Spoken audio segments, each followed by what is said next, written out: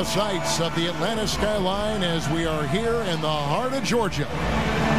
We're broadcasting from Atlanta as the Hawks take the hardwood here at the Phillips Arena. Our starting lineups will look at the matchups here and who we'll see for our starting five for both teams. And guys, what are we going to be looking for in this one from Anderson Varejao? And really his size and passing ability. Here's Schroeder. He had 10 points in the win against the Clippers.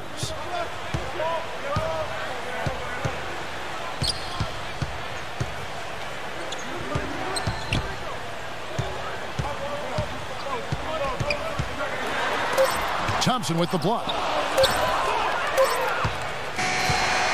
No shortage of scoring here at the end of the first quarter.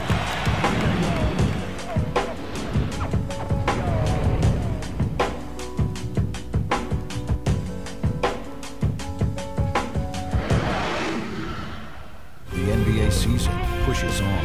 Chris Paul.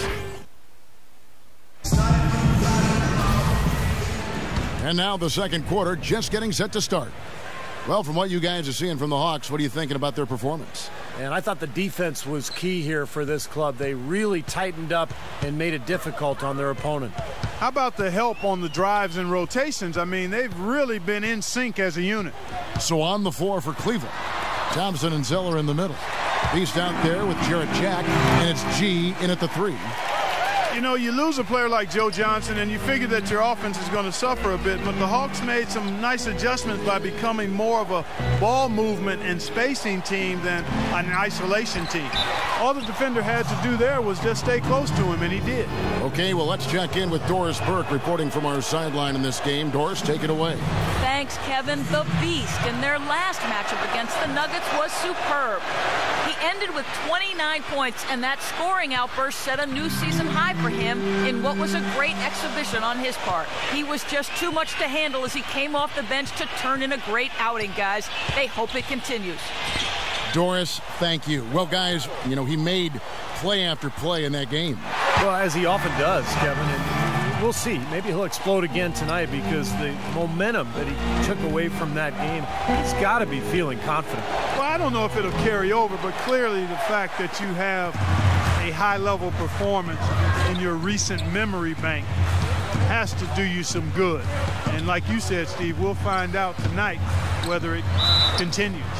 The basket counts and one. He'll go to the line with a chance to make it a three-point play.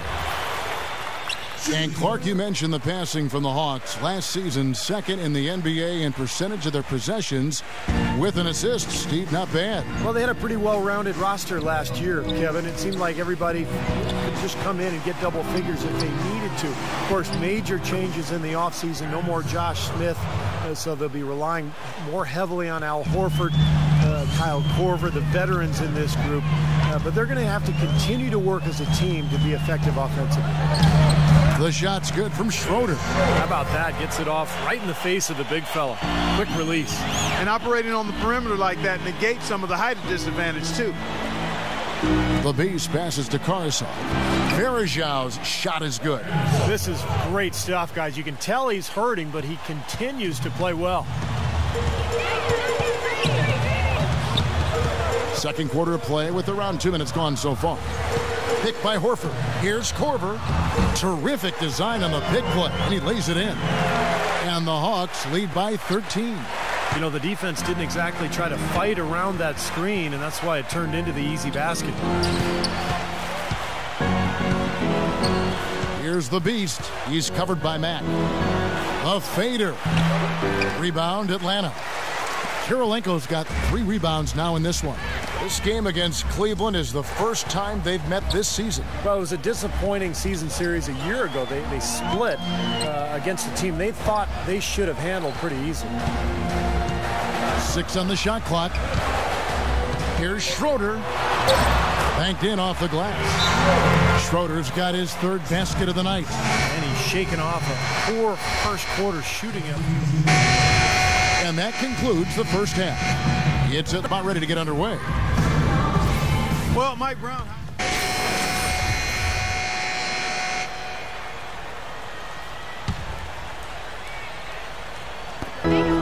And And Mack kicks to Cunningham. Count the bucket coming off a perfectly placed assist. Cunningham's got 13.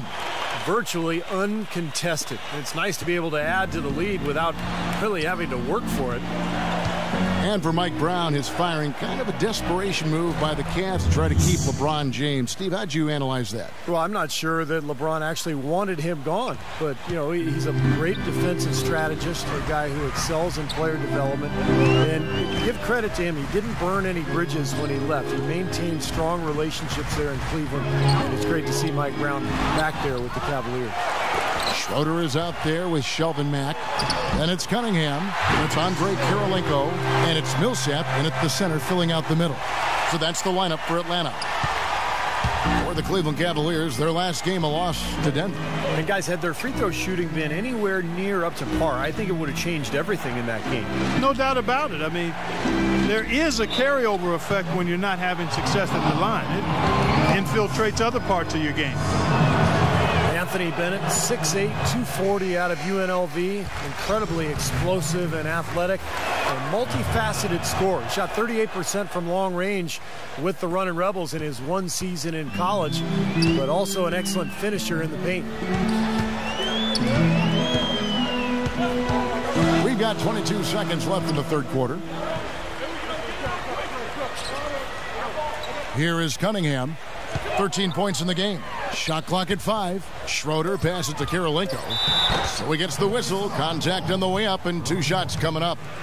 Well, you allow them to get right to the rim like that. That's your only option. Yeah, I think you got to foul them, and free throws are better than a layup. The Hawks shooting their 6th and 7th free throw attempts tonight. And as a team, they're shooting about 75% on the year. And they've made progress in that department from last season. Going into this one, guys, I mean, the numbers have improved. And both free throws good for Kirilenko. Here's the Beast. Takes the 3. The shot misses. Well, through 3 quarters. And as we end the third quarter, a double-digit deficit will make it tough to come back. And, Steve, we've got a moment here to go to our State Farm assist of the game, coming on some very clever point guard play. Well, he mans that position for a reason, Kevin, because he passes the ball so well, sets up his teammates beautifully, really gets this offense into a nice rhythm. Delivering the pass important, but putting the pass in the right place for shooters, as you well know, huge. Yep, no question. And Cleveland looking at who they've got to start the fourth quarter. Inside, it's Bennett and Verija. And it's the Beast. Then it's Earl Clark. Horford dishes to Cunningham. Here's Schroeder. Makes it off the glass. And the Hawks lead by 10. They've got to continue to put pressure on the defense by probing inside. That's what's really working for them. And when you're doing the job they are inside, it takes pressure off the perimeter guys. Bennett the pass to the Beast. And so he draws the foul on the shot, a trip to the line to shoot 2. And here's what's upcoming now for the Hawks. The Oklahoma City Thunder will be in town for the next one. And that's the third of 4 straight played at home. And a look now at how the offensive approach has been going here so far for the Hawks. So far, they've turned in a fantastic performance from the three-point line. It's been a weapon all game. And they're attacking the gaps in the defense with their quick, aggressive drives into the paint area. Outside Williams. Into Millsap. The shot misses. Great D that time from Bennett. The Cavaliers trail by 10. And Waiters kicks to Verija. Here's the Beast. Drills the three-pointer. The Beast's got 6 here in this quarter. They're going back to the three-point shot over and over and over. That was the 9th straight point from behind the arc, Clark. It feels like they're finding the holes in this defense. Williams dishes to Millsap.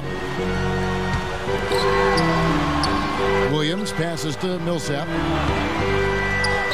And a foul on the shot. He'll go to the stripe for 2.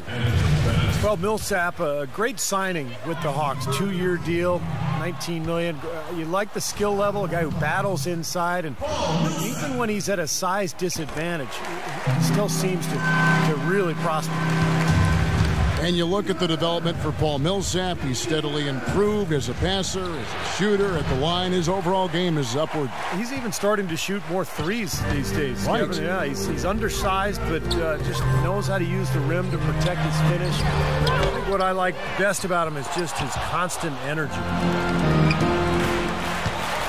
That one's in there. The Hawks lead is cut down to just 6 points, and the bucket from the Beast. It hasn't happened as quickly as he would have liked, but he's finally putting some points on the board in this game.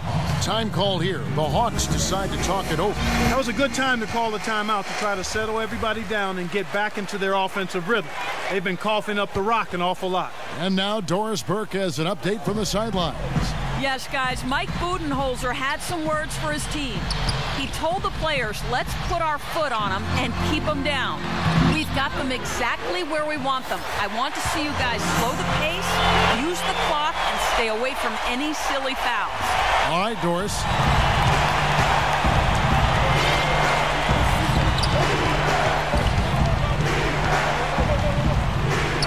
He kicks to Waiters, and it's out of bounds to the Cavaliers as Cleveland retains possession. Now a look at the Cavaliers' upcoming schedule. They host the Clippers after this game. That game marks the first half of a quick 2-game homestand. Here's the Beast. You know, he just hasn't looked right to me. A bit out of sorts, if you will. Something's off with his mechanics, at least as I look at it. And Williams, here we go. Kirilenko, and it's good. Assisting on the play was Williams. And it's a 10-point Hawks lead.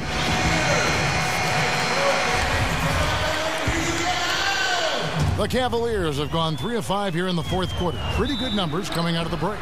Take a look at what the Beast has done. He's got 11 points, and he's drained 3 3-point bombs so far. Tell you what, he should not hesitate to keep firing from out there because he's got the touch tonight. Both free throws good from the Beast. Boy, they came out of the locker room at halftime with a much more physical disposition than they had in the first half. Sure helps that they've gotten extra trips to the foul line here in the second, and that has to continue if they're going to complete this comeback. Doris Burke has an update for us. Doris? Thanks, guys. I got a chance to hear what Mike Brown was saying to his team. He told his guys that their offense needed to run through the Beast. Coach was obviously looking for big things from him in this game and is still hoping that takes shape very quickly. There was one other thing he talked to them about. He told them to move with purpose on the perimeter, use screens, and find those open outside shots. Gentlemen, some late game adjustments that could prove crucial in the game's closing moments. Kevin, over to you. Thanks, Doris. Well, give credit where credit is due. Terrific assist inside. Clark, the pass to the Beast. There's the bucket. Good. The Beast's got 15 points in just the second half. He's simply a machine at the offensive end. I wonder how far behind they'd be if he wasn't having this kind of quarter. Williams with the ball, and it's Waiters picking him up. Shots good by Williams. And at the offensive end, he's done about as much as they could have hoped for today. Here's the Beast. Teague covering. Clark, the pass to the Beast. Laid in with a nice touch off the glass. He didn't have a single point in the first half. Bagel, 0 points, nada. But he's starting to get into the groove here in the second. Williams kicks to Teague. Back to Williams. Horford sets a screen for Williams. Here's the three.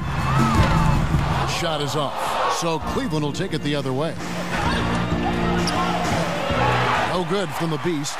And they force the miss with that good defensive rotation. They're playing well together as a unit. The clock ticks down, and this is going to be a solid victory here for the Hawks.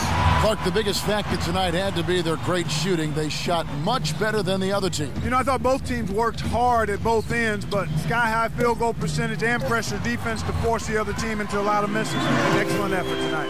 And so that moves their record to 11 wins on the year.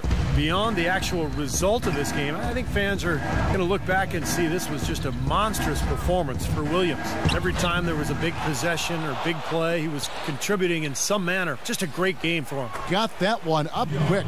Seems like guarding him on the perimeter is not a priority for this defense, but it will become one if he continues to knock them down. Pass to Teague. The dish now to Horford. And there's the pass to Williams. Outside Teague. Clock at 6. And he can't answer back. The three-pointer offline. Releases. The shot's good from the Beast. The Beasts got it back down to a single-digit deficit for the Cavs. Outside Williams. And so the Hawks take the win. It was a solid win, Clark. Yeah, it was, and I think it came down to will more than skill. They went out.